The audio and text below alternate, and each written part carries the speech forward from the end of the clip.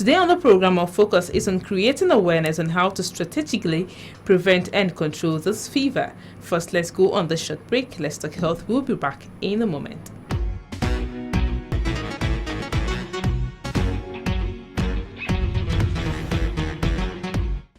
All right, if you're just joining us, the program is Let's Talk Health, and this is the segment where we get to talk to the health practitioner. And today in the house, I have with me Dr. Abiye Kalaiwo. He is a public health expert, and we'll be talking on tackling Lassa fever strategically. Welcome to the program today. Thank you. It's a pleasure to be here. All right, now we know that Nigeria presently faces a familiar public challenge, talking about the outbreak of Lassa fever, and we know that recently in Lagos, 2 lives have been lost to this problem, which has thrown the hospital and Lagos and Nigeria as a whole into a little bit of panic. But even though the health authorities have come out to say Nigerians should be worried about lots of things because it's really under control, is it really under control? Well, that will be answered in the course of our discussion.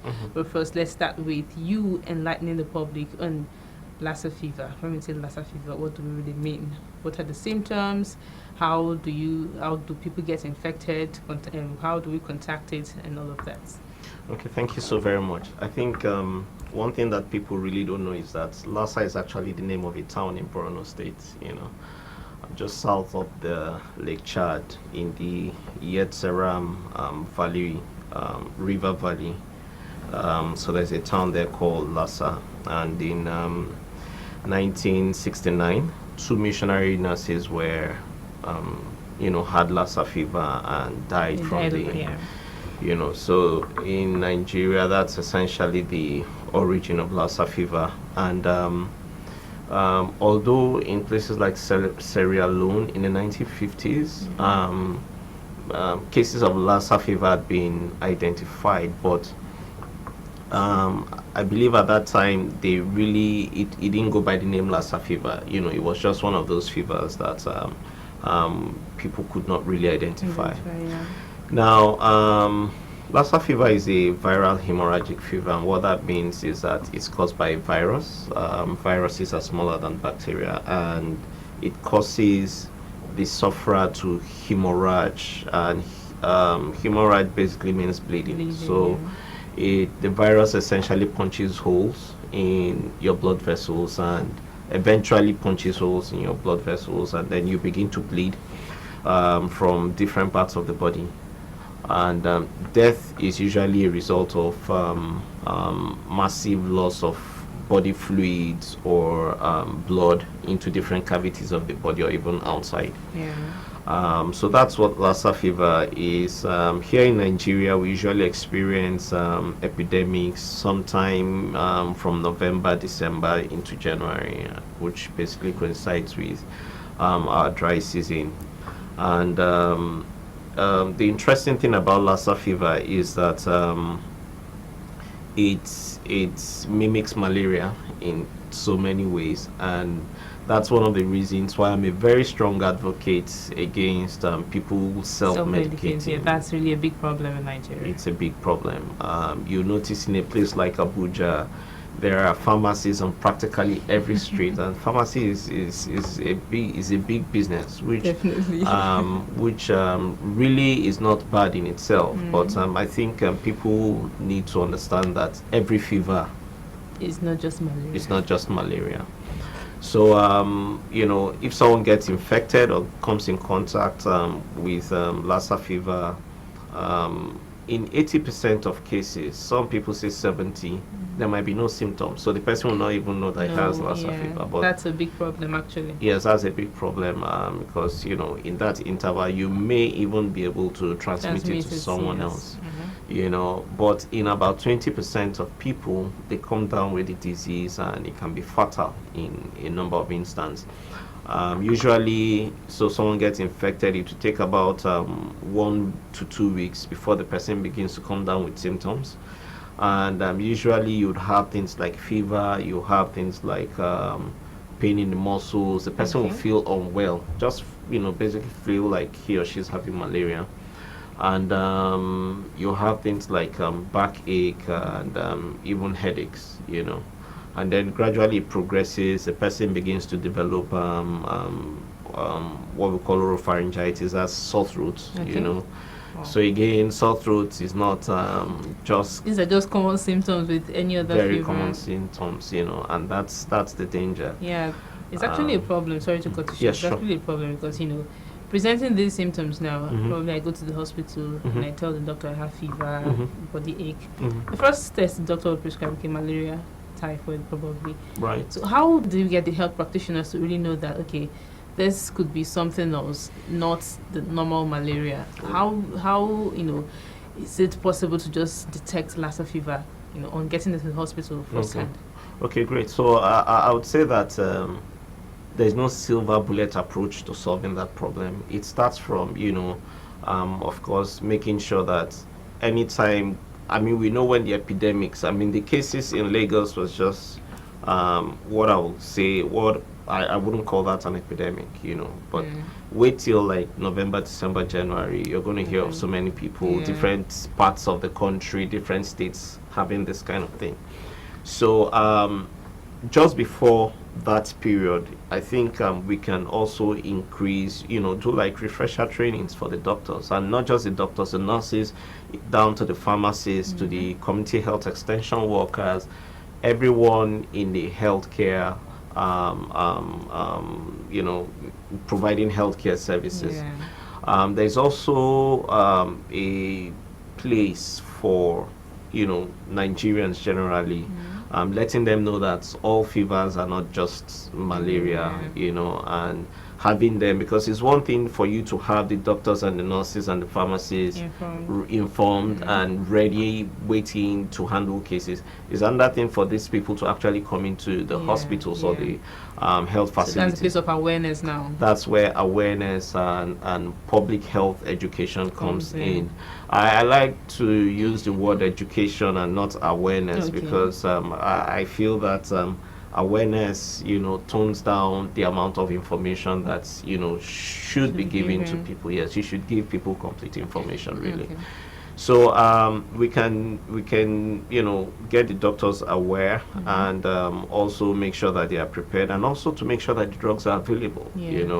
I know at some point, probably a couple of years back, the drug used for treatment of Lassa fever, which is ribavirin, was not so much available in quite a number of facilities, and that was a problem. So having those available is also very important, and then getting, like I mentioned earlier, getting the public to know how to do simple things like washing your hands. Nigeria is a place where if I'm greeting you, I have to shake your hands, or I have to hug you or something. So there's a lot of that body contact, and people need to know that they need to wash their hands. Hand sanitizers. I carry hand sanitizers in my bag everywhere I'm going to. It's in my car, it's everywhere, and that's because, so I live with this sense that, I don't know what it is you're carrying. I'm going to give you a handshake, but I don't know what you're carrying. Of course, you're a doctor, so it's expected you should be in that position of, having that mindset, but not everybody would really have that. Yes. So that's what we need to do. We need to get everybody to think like that, because I tell you, if we can get everyone to do that, we are going, not just Lassa fever, the Ebolas of this world, and all the other diseases that fall into that category. Yes. Okay, now you mentioned that there's a particular season for this Lassa fever, towards September, November, up until January or thereabout. That's the dry season now. Since we know this, why is it that we sit down and wait? Okay, as a country now, our health system in Nigeria, we sit down and wait until there's the outbreak, until people are dying of it. That's when we swing into action, and then that's when you see them setting up ad hoc committees to tackle this and tackle that. Why don't we take proactive measures? What does this say about our health system in Nigeria? Why don't we take proactive measures before things like this happen? We just sit down and wait for it to happen. Okay, I believe that government is doing the much that they can. Again, I will not, sit here and hold forth for government, but I think there's a lot that can be done.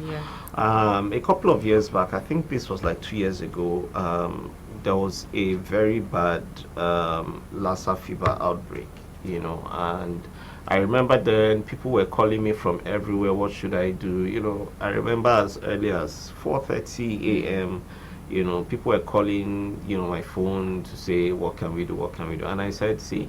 So I told them, and then, you know, that spurred me to put together a video, a Lassa fever video, which I put on Facebook, you know, and in a few weeks, you know, it had over 2,500 views on Facebook. You know, it practically went viral in a few days. And for me, that signaled that the public out there really seeking information. They are seeking information that is actionable. You know, they're not looking for medical jargons, you know, the big, you know, grammar of medicine. That's not what they're looking for. They're just looking for, what should I do? Simple information. Yes. So I think that's something that's an opportunity for government. To the best of my knowledge, there may be some materials out there, but to the best of my knowledge, I'm not aware that there's any social media strategy for addressing, you know, some of these public health issues. And I think that there's a lot of mileage we can gain as a country, you know, just by getting the, you know, getting people to practice the basics, really. And if government can do that, I think that would be helpful. I think it also boils down to funding. I mean, I don't know the funding situation of you know, the department that is supposed to be in charge of this, but I think it would also be good if you can bring them in here and, you know, have them tell Nigerians what exactly it is that is going on. You know, I think because we know that what happened in Lagos was just it was two people. I don't want to say just two people, because I mean, those are human lives. It was two people. But typically in December, I have lost a colleague, a very dear younger colleague, you know, lost him to Lassa fever. He was in the hospital, patient came in, he provided all the services, and then, you know, after that he got sick, and you know, he died from it. So there's a lot of opportunities for government, starting from the public health facilities that are under the auspices of government, down to, you know, getting information out there, and also providing drugs, you know, making sure that the drugs are available. For epidemics like this, I must be honest with you, when government buys the drugs and provides them, at times they expire, because, you know, some years you have very bad epidemics, some other years it's not as bad. So, you know, some of these drugs will expire, and so, you know, there's a tendency to want to buy less the next time. You know, I mean, see what's happened with the meningitis outbreak. So some of these epidemics are, you know, it can be funny, but I also believe that there is technology available today that can help us know when the next outbreak is going to happen, the kind of strain that is going to happen, and, you know, for government to set up proactive measures.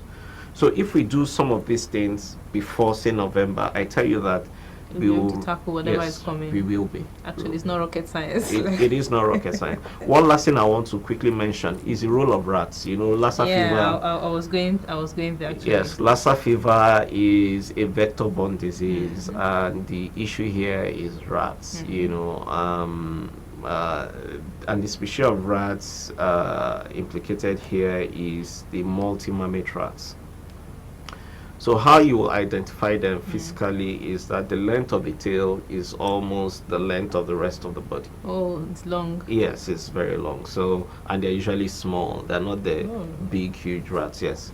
So once they come in contact with your food, you know, they, you know, leave their saliva or their urine or their body fluids on your food, you can get Lassa fever from that. And so it's really, really important that people make sure that in their houses they don't have bits. You know, typically in a country like this, we'll keep yam outside. You know, at times our dustbins are usually open. You know, so the rats these days, you know, are very strong. They can jump into your dustbin, so they will keep coming. They'll keep coming to your house because they know that there's food in your house, leftovers, and that can be a problem.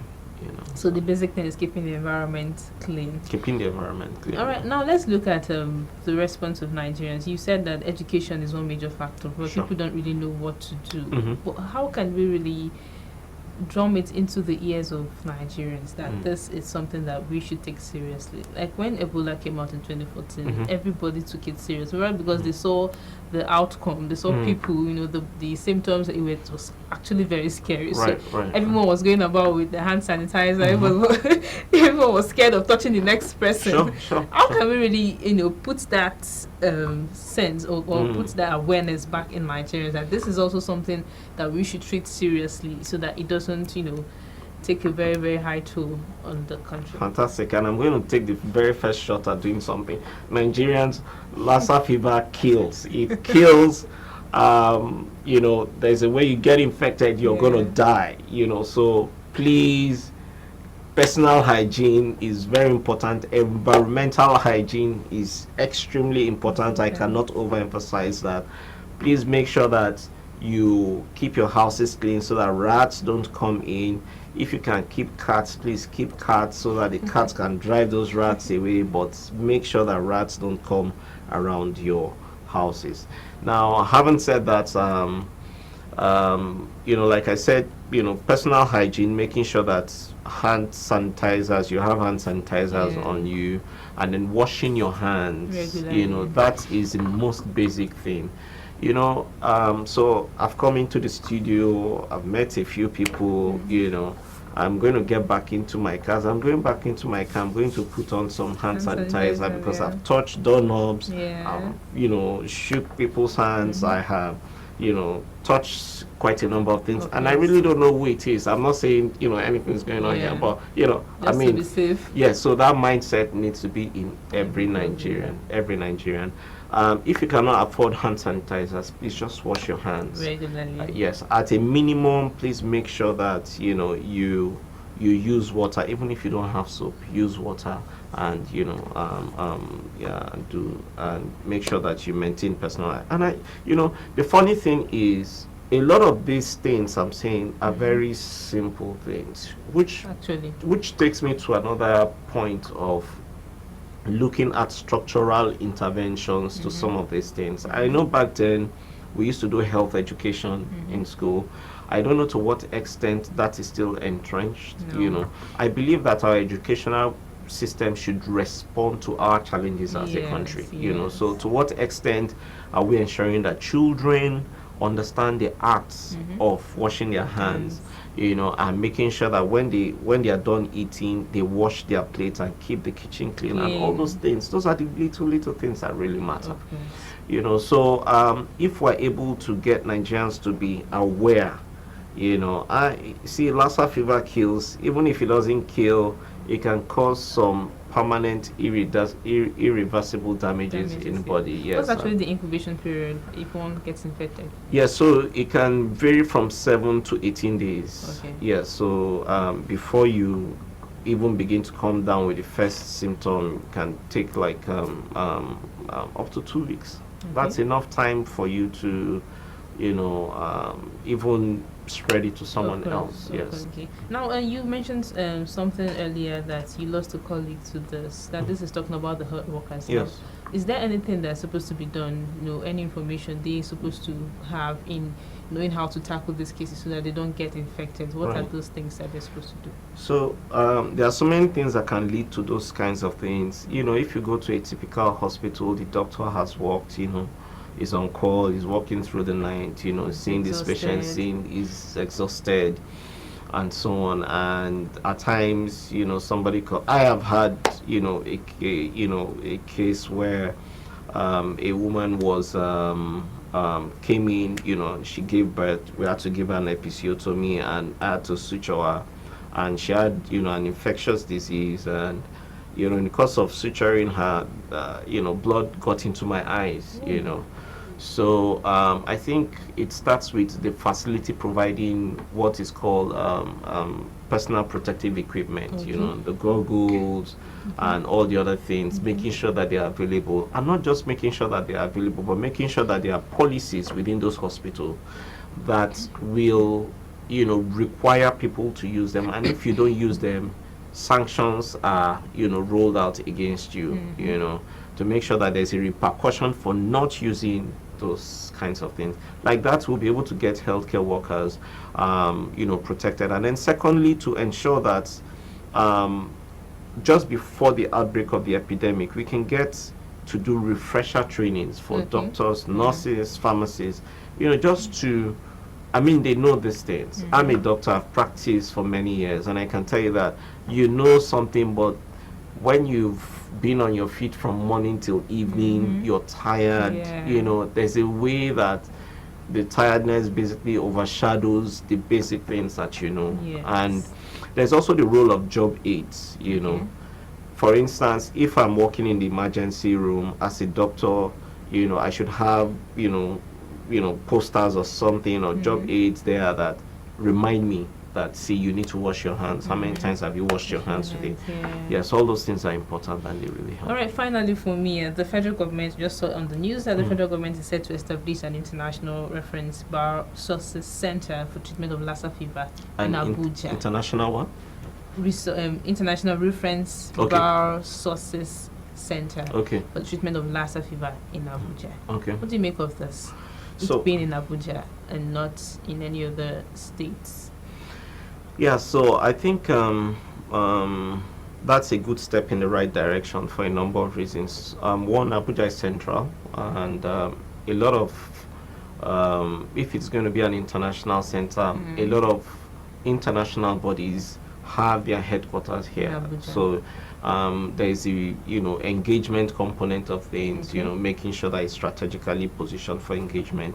I hope it's not going to be one of these things that will just be set up, and at the end of the day it's not effective to really solve the problem which it was set up to solve. So I share your thoughts on that, and I'm really hoping and praying that this administration follows through on that.